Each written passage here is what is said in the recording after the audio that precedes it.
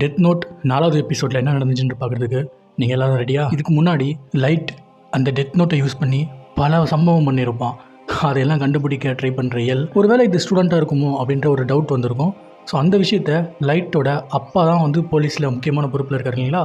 So அவரோட சிஸ்டமை hack பண்ணி லைட் என்ன பண்ணுறான்னா எல்லோட மூவ்ஸ் எல்லாம் அடுத்தடுத்து என்னென்ன மூவ்ஸ் போலீஸ் பண்ணுறாங்க அவனை பிடிக்கிறதுக்காக அப்படின்ற விஷயங்கள்லாம் அவன் தெரிஞ்சுக்கிறான். ஸோ அதை தொடர்ந்து ஒருவேளை ஸ்டூடெண்ட்டாக இருக்குமோ அப்படின்ற டவுட் எல்லுக்கு வந்ததை புரிஞ்சுக்கிட்ட லைட் அதுலேருந்து டைவர்ட் பண்ணுறதுக்காக ஒரு சம்பவம் பண்ணியிருப்பான். எதிர்பாராத விதமாக ஒரே நாளில் ஒரு 26 பேரை போட்டு தள்ளியிருப்பான். பட் அதையும் வந்து ஈஸியாக கண்டுபிடிச்சிருப்பான். ஒருவேளை நம்மளோட மூவ் அவனுக்கு தெரிஞ்சு அவன் இப்படி ஒரு வித்தியாசமான ஒரு முறையை பண்ணியிருக்கானோ அப்படின்ற ஒரு டவுட் எல்லுக்கு வந்திருக்கும். ஸோ இந்த மாதிரியான விஷயங்கள்லாம் போலீஸ் சைடில் நடந்துகிட்ருக்கும். இப்போ இந்த எபிசோடோட ஸ்டார்டிங்கில் நமக்கு ஷினிகாமியோட வேர்ல்டு காமிக்கிறாங்க. அங்கே இருக்கக்கூடிய ரியூக் மாதிரியே இருக்கக்கூடிய நிறைய ஷினிகாமிஸ் இருக்கும்ல. ஸோ அவங்கெல்லாம் என்ன பேசுகிறாங்கன்னா, எங்கே நம்மளோட ரியூக்கை ரொம்ப நாள் ஆளை காணும் அப்படின்னு சொல்லிட்டு, அதுக்கு அங்கே இருந்த இன்னொரு அந்த ஜந்து சொல்லுது, அவன் டெத் நோட்டை தொலைச்சிட்டான். ஸோ அதை தேடி பூமிக்கு போயிருக்கான் அப்படின்ற மாதிரி. என்னது மறுபடியும் தொலைச்சிட்டானா? என்ன அவனுக்கு இதே வேலையாக போச்சு? ரியூக் கிட்ட 2 டெத் நோட் இருக்காமே அப்படின்ற மாதிரியான விஷயங்களை இந்த ஷினிகாமி வேர்ல்டில் இருக்கக்கூடிய அந்த ஜந்துக்கள்லாம் பேசிகிட்டு இருக்குங்க. அப்போ தான் ஒரு விஷயத்த சொல்கிறாங்க, ரியூக் அப்படி டெத் நோட்டை தேடி பூமிக்கு போயிருந்தாலும் அவனால் அந்த டெத் நோட்டை எடுத்துகிட்டு வர முடியாது. ஏன்னா அந்த டெத் நோட் யூஸ் பண்ணக்கூடிய யூசர் இறந்து போனாங்களோ இல்லாட்டி டெத் நோட்டு அழிஞ்சு போனாலும் மட்டும்தான் ரியூக்கால் ஷினிகாமி உலகத்துக்கு திரும்ப வர முடியுமா. ஸோ அந்த டெத் நோட்டுக்கு ஒரு ஓனர் இருந்தால் ரியூக்கால் அந்த பூமியை விட்டு ஷினிகாமி வேர்ல்டுக்கு வர முடியாது.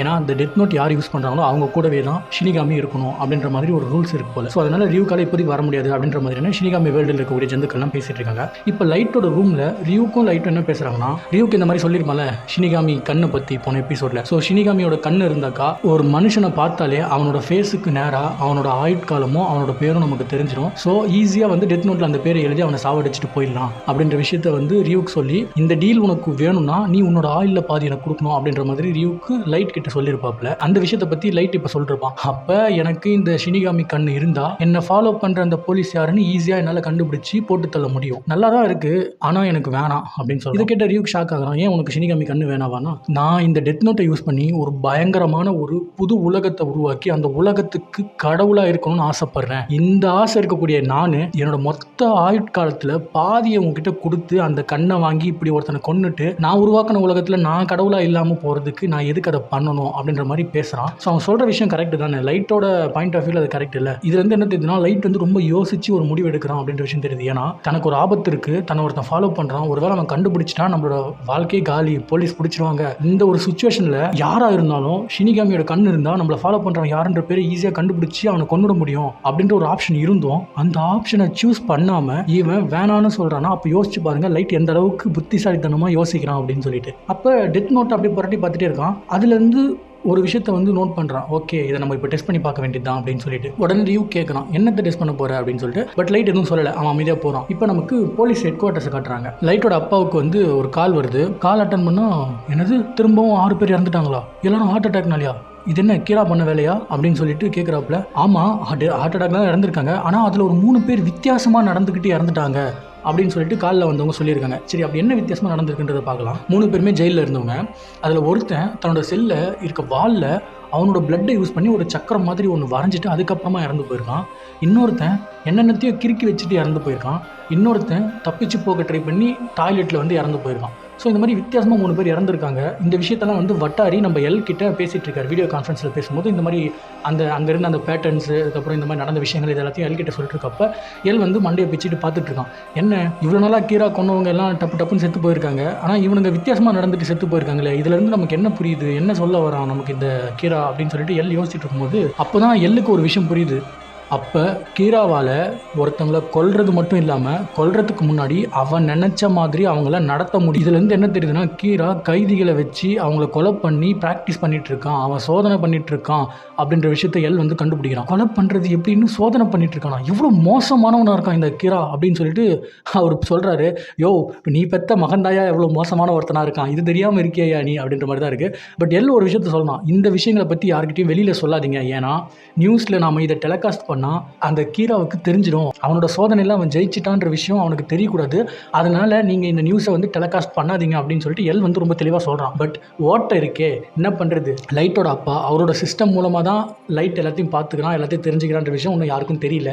அதனால் என்ன தான் நியூஸில் போடலைனாலும் ஆஸ் யூஷுவல் லைட்டு போயிட்டு அவங்க அப்பாவோட லேப்டாப்பை ஓப்பன் பண்ணி அப்டேட்ஸ் எல்லாம் பார்க்குறான். அதில் வந்து இவன் என்ன பண்ண ட்ரை பண்ணனோ அதை தான் அந்த கைதிங்க பண்ணிட்டு செத்து போயிருக்காங்கன்ற விஷயத்தை கண்டுபிடிச்சி அவன் வந்து இதில் நம்ம ஜெயிச்சிட்டோம் அப்படின்னு சொல்லிட்டு சந்தோஷப்படுறான். ஆனால் இந்த சோதனையை அவன் ஏன் பண்ணான் அப்படின்னா, அவனுக்கு ஒரு விஷயம் தெரிய வேண்டியிருந்தது. என்னன்னா, ஒருத்தவங்களோட பேரை எழுதுனா 40 செகண்டில் அவங்க இறந்துருவாங்க. இன்னொன்று, காஸ் ஆஃப் டெத் எழுதுறதுக்கு முன்னாடி டீட்டெயில் ஆஃப் டெத் எழுதுனாக்கா 6 நிமிஷம் 40 செகண்ட் எக்ஸ்ட்ராவாக டைம் கிடைக்கும் ஒருத்தரோட பேரை எழுதுறதுக்கு. ஸோ இதை யூஸ் பண்ணி அந்த 6 நிமிஷம் 40 செகண்டை பயன்படுத்தி ஒருத்தனை லைட்டால் என்ன வேணாலும் பண்ண முடியும், அவன் நினச்சதை பண்ண வச்சுட்டு சாகடிக்க முடியும் அப்படின்ற விஷயத்த வந்து அவன் கண்டுபிடிக்கிறான்.